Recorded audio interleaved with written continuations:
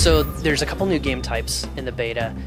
One is Headhunter. It's this really cool new Slayer variant where every time you die, you actually drop a flaming skull. It physically drops to the ground in the level. You want to run over, grab that skull, pick it up, and take it to a destination point. And the interesting thing about Headhunter is that as people pick up skulls, the number of skulls they have actually shows up above their head in 3D. So like if I look at another guy on the other team and I see a 5 and a red waypoint above him, that means he has 5 skulls. If he gets to a destination point, his team is automatically going to have 5 more points. The other new game type we have is Stockpile, and it's really CTF on steroids.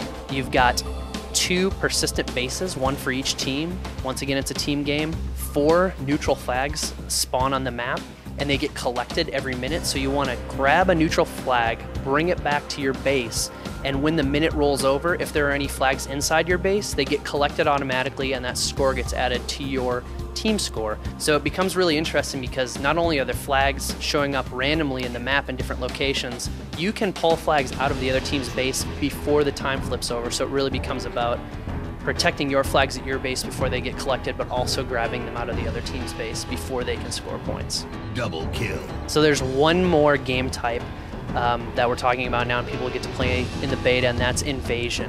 And it's played on one map with Boneyard.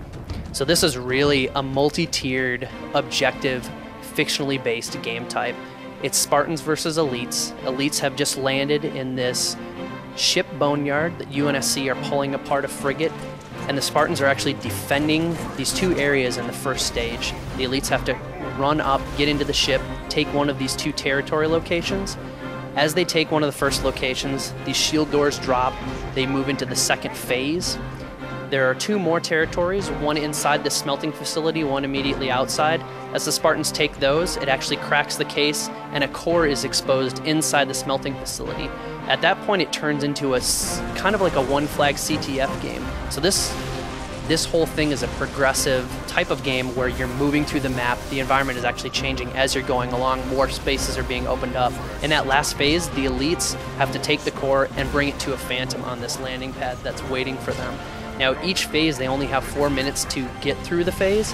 So say if the Spartans hold them in the first 4 minutes of the first phase, they've won at that point. If the Elites manage to get all the way through, they actually win. So it's really tough for the Elites, but it's cool because as the tiers open up, the gameplay actually changes. New loadouts are introduced, more crazy weapons, more vehicles show up. So as the game progresses, it gets more and more crazy. The Invasion playlist supports 12 players. Most of the other ones will support 8, so we've got your free-for-all, and then you've also got Arena, which is mostly 4v4 Team Slayer and Slayer variants. Gain the lead.